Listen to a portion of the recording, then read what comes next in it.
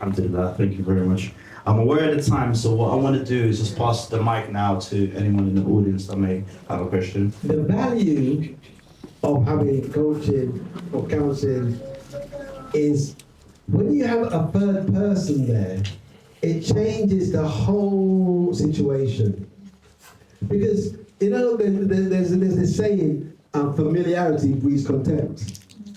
Because sometimes you're telling somebody, you're telling them, then afterwards, they're not listening to you. And someone else says, did you know this? And they go, really? And then they're going to come up to you, did you know this? Yeah. I've been trying to tell you this for the last, but when so-and-so comes along, you just, this happens a lot. So familiarity breeds contempt. But when there's a third person there, it's brilliant because that person can actually listen. The second thing is, sometimes a couple don't even know what the issue is. They've got no idea. They know there's a problem there, but they don't understand. But when you're talking about it, and then if the counselor, the coach asks the right questions, then they're able to grab and see where the problem is. And then they're able to kind of like help. And one of the key things for someone who's gonna go on this line of coaching, of counseling, is that they have to be someone who's not biased. You have to be 100%, and when both sides can see that, okay, this person is not biased, then they can relax, they can let their walls down, they can have trust, and then real work can get done. Comedy is good. Like my wife, she's very funny. She's very funny. And so like, a lot of times when we just laughing, and it's really good if you can find things funny together. Yeah, this helps a lot. Because sometimes things happen. If you can find a funny side of that, okay, that helps. Definitely going through relationships. I've been married for a long time. There's a few key skills first. Like one of them is be quick to say when you're wrong. Be quick. I'm sorry. I messed up there. Forgive me. Yeah, be quick. And don't be on your high horse. Some people they want to be right all the time. And as I always say that in a relationship, it's not a battle. It's not a battleground. It's about two people coming together, working as one. It's not a battleground. So know that you're a team. Work together as a team. Have patience. Also, nobody's perfect. Rasulullah sallallahu alayhi wa sallam is perfect. The rest of us are not perfect. So then there are things that maybe your wife does or you do, and your wife doesn't like it. And you'll find out when you get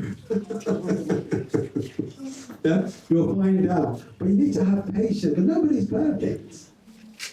That's really, really important. Also, as I always say, try to, do things like, if you can kind of go out and never stop doing those type of things. Don't think that these things are only for like the first year or so, like going out, having a meal together, doing things. And also, you don't even have to go out. If you want to, you can have a meal in, you can go, whatever, Netflix and chill. Yes, that's fine. Yeah? And then, because then it gets great. You can be like, oh, you see this program, let's watch this program. And then you go, come home with, what episode are you on? Sorry, you wasn't around, so I just watched. Oh, why have you done that? See, then you have these kind of conversations, which is lovely. Yeah? And you can go away. And also, you don't need to go away far. It can be in English. It can be in English. Just getting away together. All of these things are all part of just playing the long game. And as long as you're constantly working on it, and you understand that you have to work at it, this is fine, you'll be fine. You'll be fine. When it's in the back of your mind, you'll be fine. You're going to go and see like a counsellor before you get married, yes. That's really, really good. I always say that, because people need to do what I call the inner work. They need to do the work. Because what happens a lot is that people, they get married, but they're carrying a lot of trauma and lots of like baggage from their old relationships. And then if they don't deal with that, it's going to come out in your relationship. And that's what happens a lot. And so it's really good to actually go and see someone and work on those sorts of things before you get married. Yes, it is good. You are right that in some cultures it is, some cultures they don't like it, but it is changing now. And you are right. In America, everybody, everyone's got a therapist, and they'll talk to you.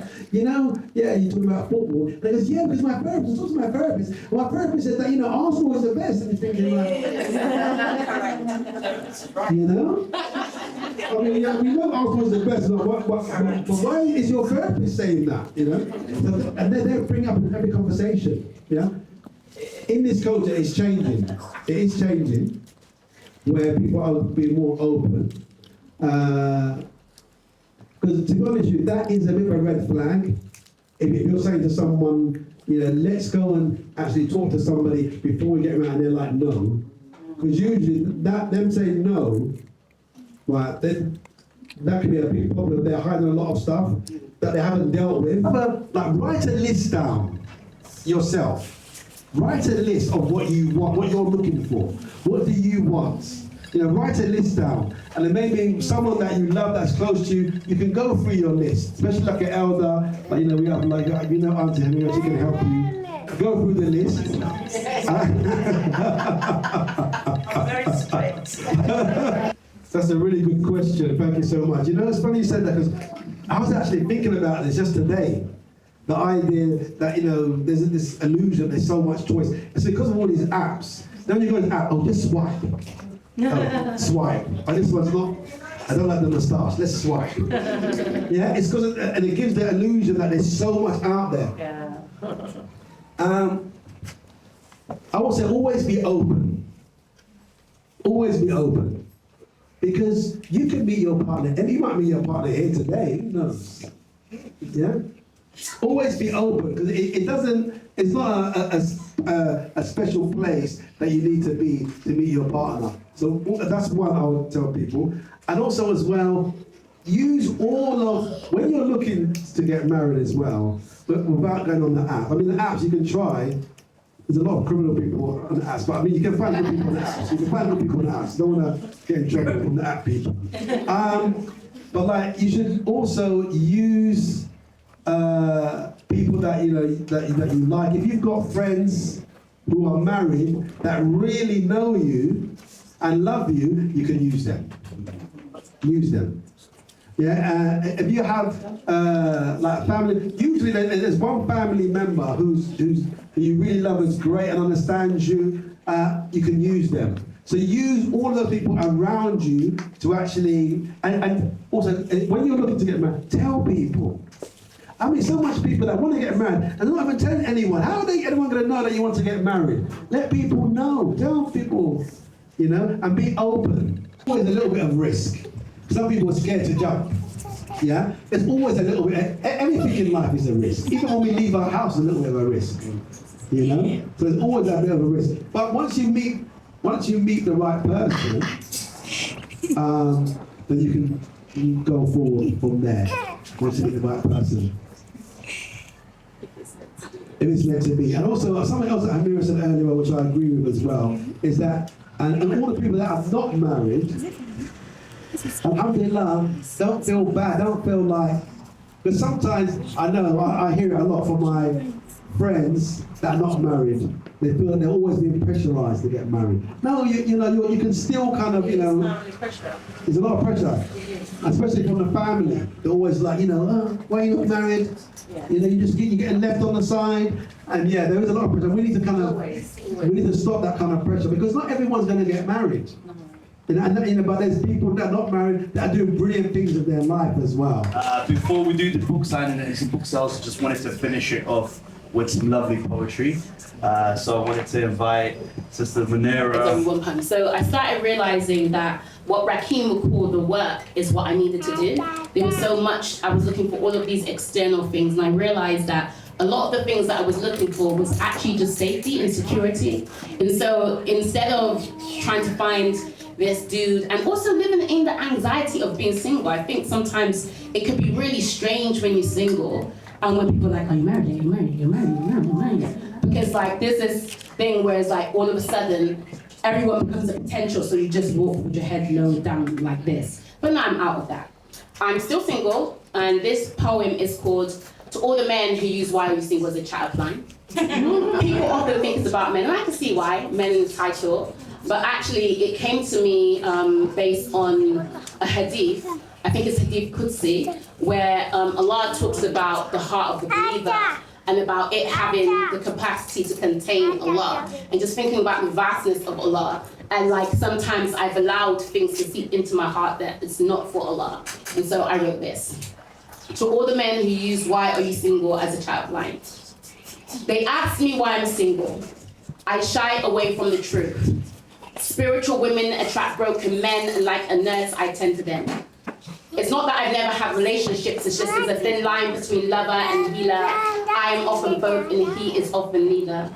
He is the one in need and I mostly have the ability to rejuvenate when I deplete.